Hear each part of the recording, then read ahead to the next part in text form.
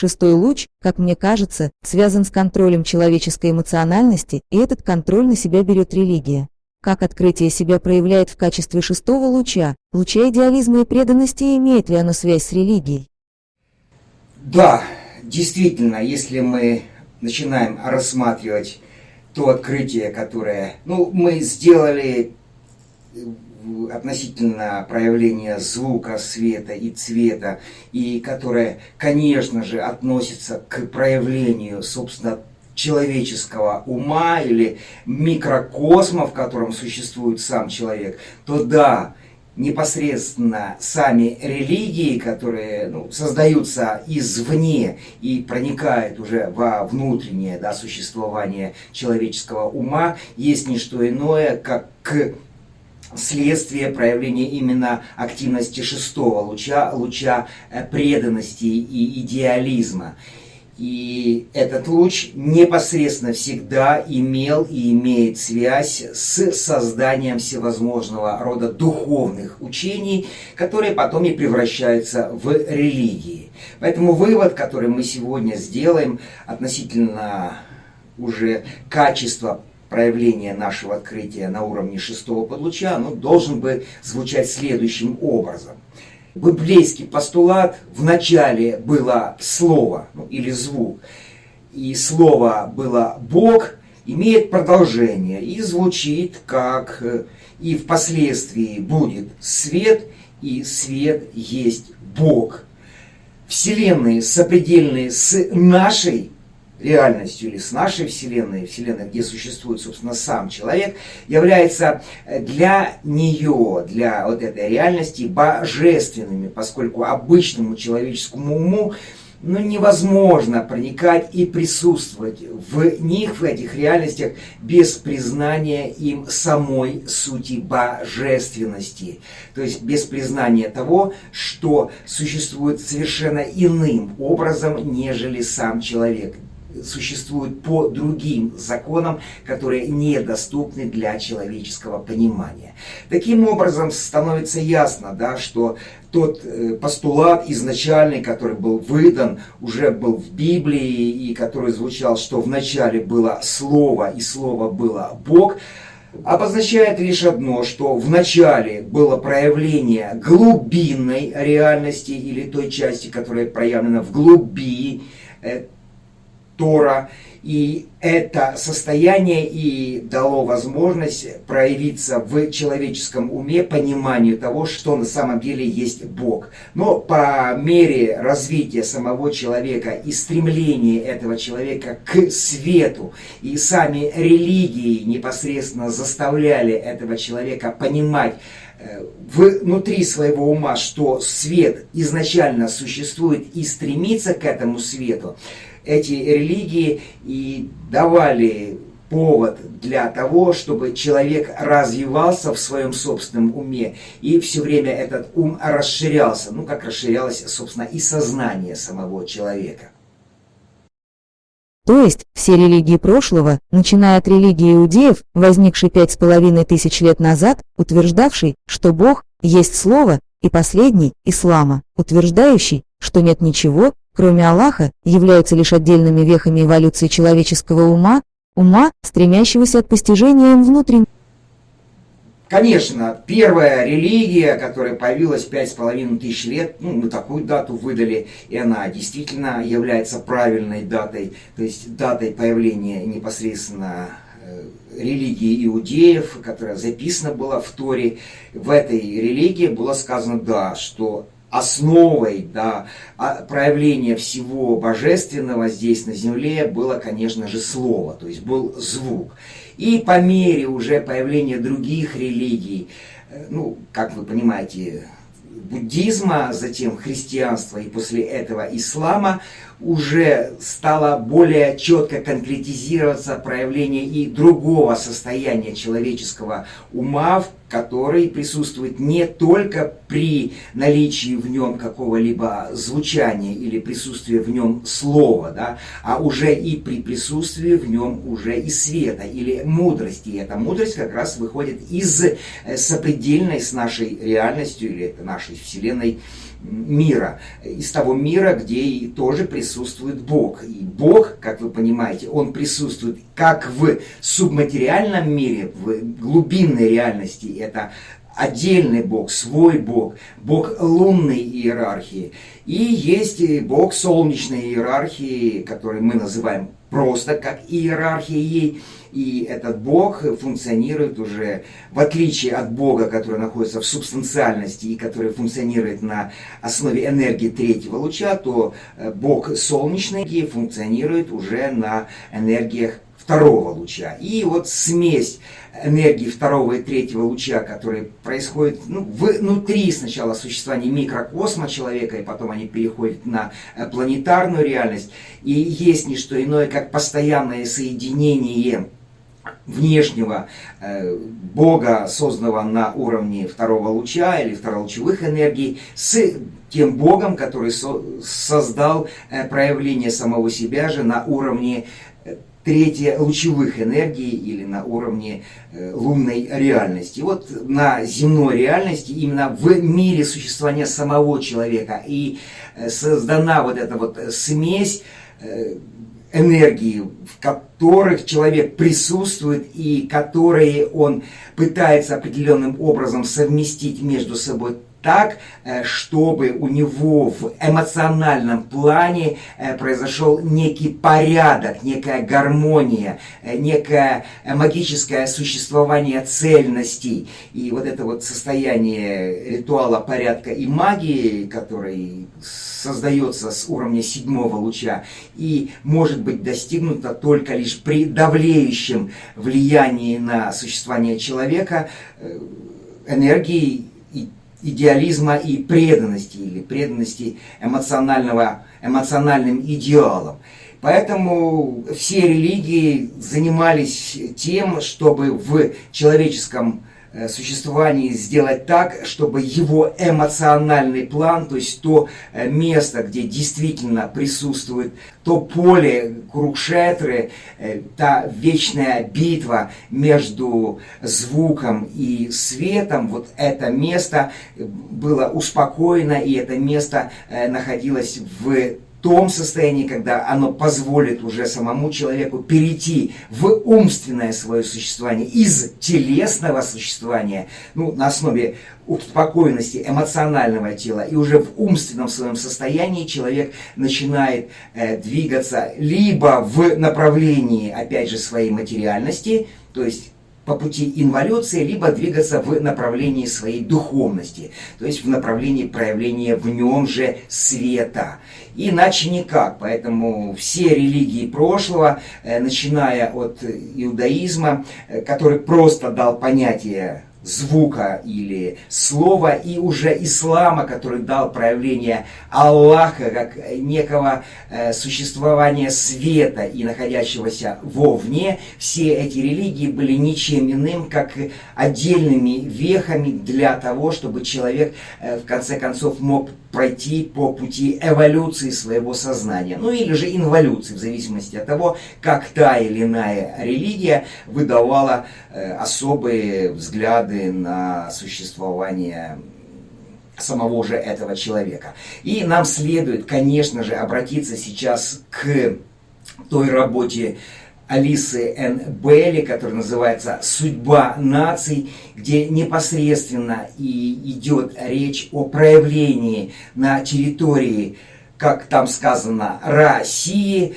того, что мы называем как аватара, или того, кто действительно даст возможность на этой территории создать абсолютно новую религию. Поэтому мы сейчас просто прочитаем каждое из предложений отдельного абзаца работы «Судьбы наций», попробуем его разложить по косточкам, для того, чтобы учащимся было ясно, в чем смысл этой будущей религии, почему она действительно должна проявиться. Должна, потому что она является ничем иным, как пророчеством, пришедшего из будущего. Итак, из России, символа мирового Арджуны, в очень специфическом смысле. придет новая магическая религия, о которой часто вам говорил я. Ну, говорил тибетец.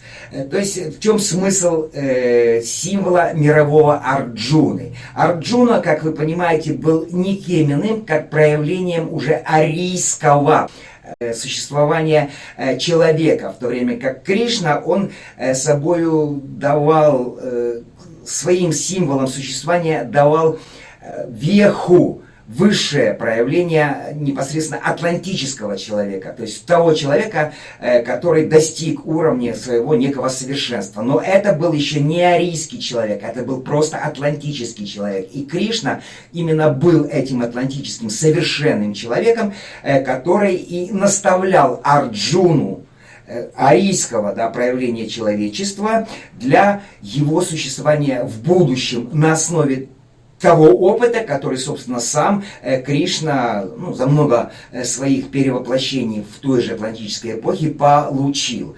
Поэтому Арджуна в понимании тезиса, который выдал тибетец, нами подразумевается как ничто иное, как проявление сугубо арийской расы. Поэтому и Россия, и раса, и русы, они связаны непосредственно с понятием ариев и непосредственно с понятием Арджуны.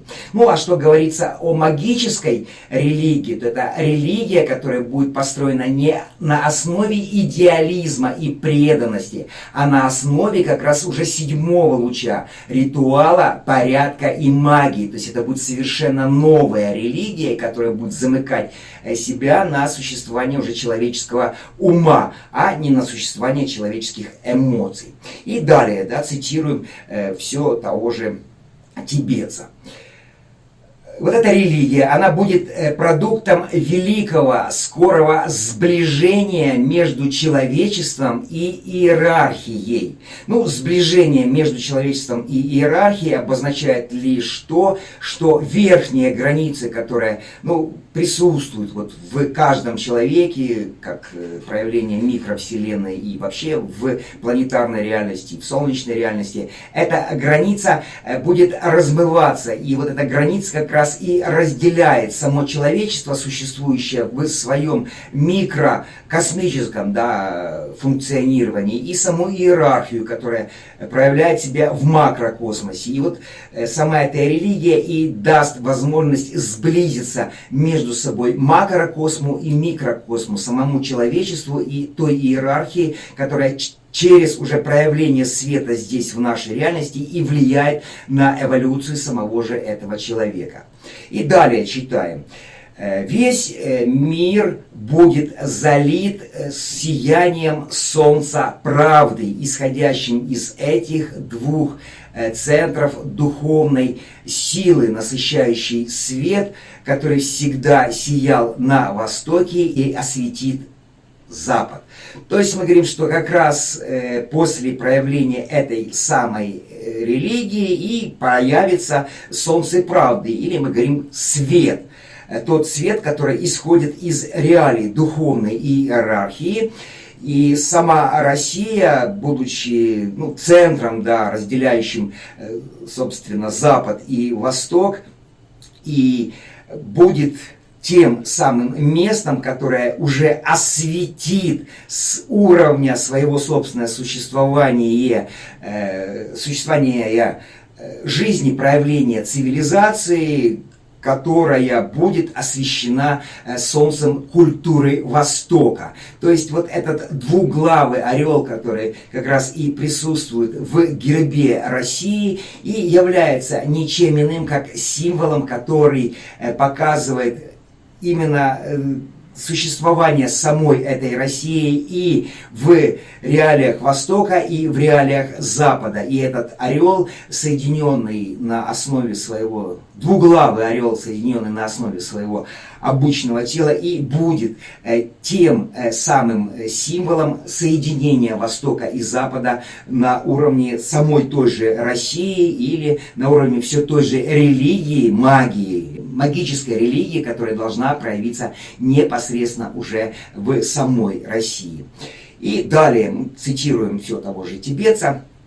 И здесь я имею в виду, то есть говоря о России, не навязывание какой-либо политической идеологии, но появление великой духовной религии, которая оправдает распятие великой нации, явит себя и фокусирует в великом духовном свете, высоко вознесенном живым русским представителем истинной религии, человеком, которого многие русские ждали и который подтвердит древние предсказания.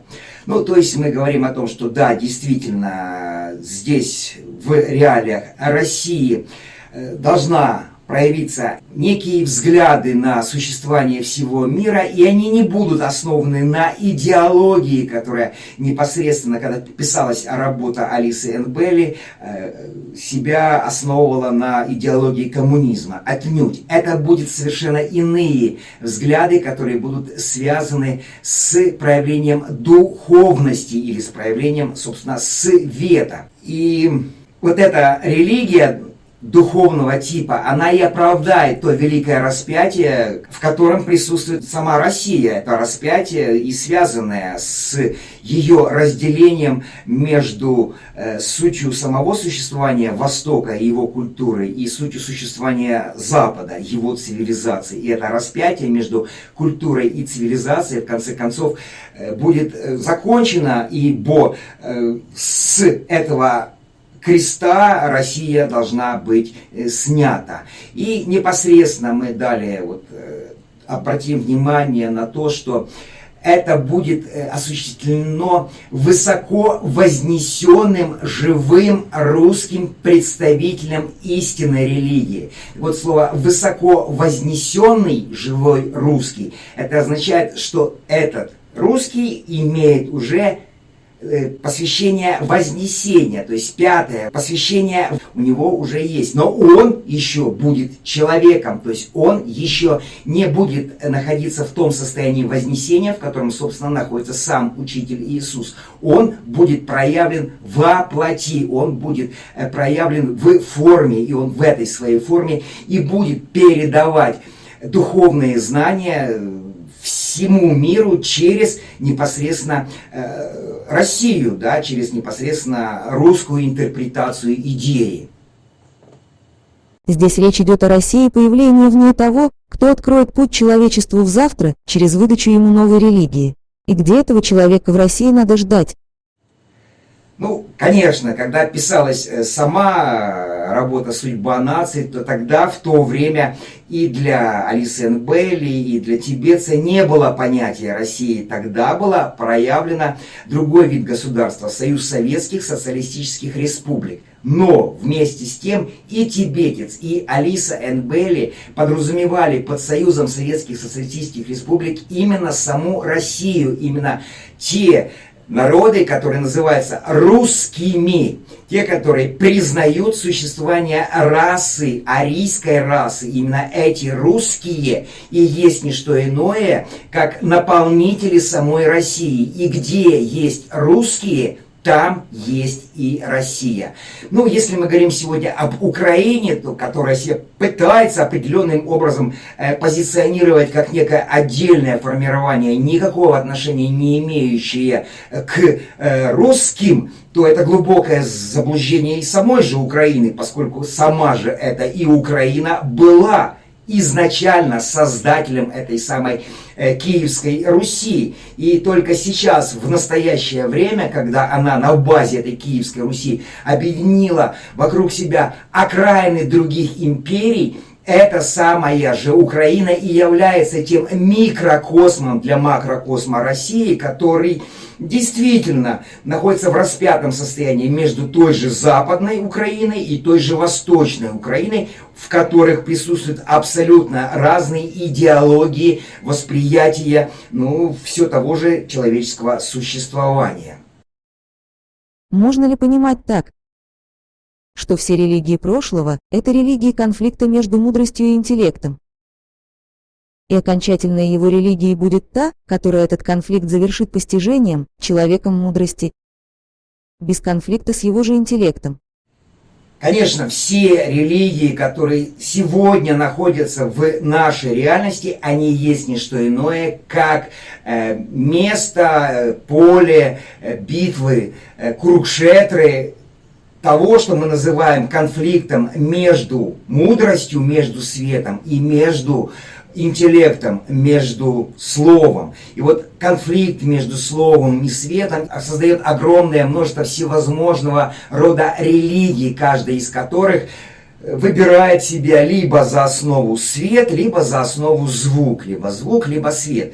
Вот так вот. И перетягивает одеяло на себя либо звука, либо все того же света. Но вместе с тем мы должны понимать, что вот это перетягивание одеяла, да, попытка сделать основу восприятия мира через слово, через звук, через все те же книжки, через все те же знания, которые записаны там в Библиях, в Коранах и в других, да, священных писаниях, является ничем иным, как просто подложкой и основой для того, чтобы в человеке проявился в конце концов в его уме свет. И поэтому эти писания должны стать основой, базой для того, чтобы в них же вошел свет и осветил все эти знания совершенно иным восприятием человека всей той реальности, в которой этот человек сегодня и присутствует. Когда его ум, в конце концов, и станет тем местом, где и будет соединен интеллект глубинных знаний с мудростью иерархии.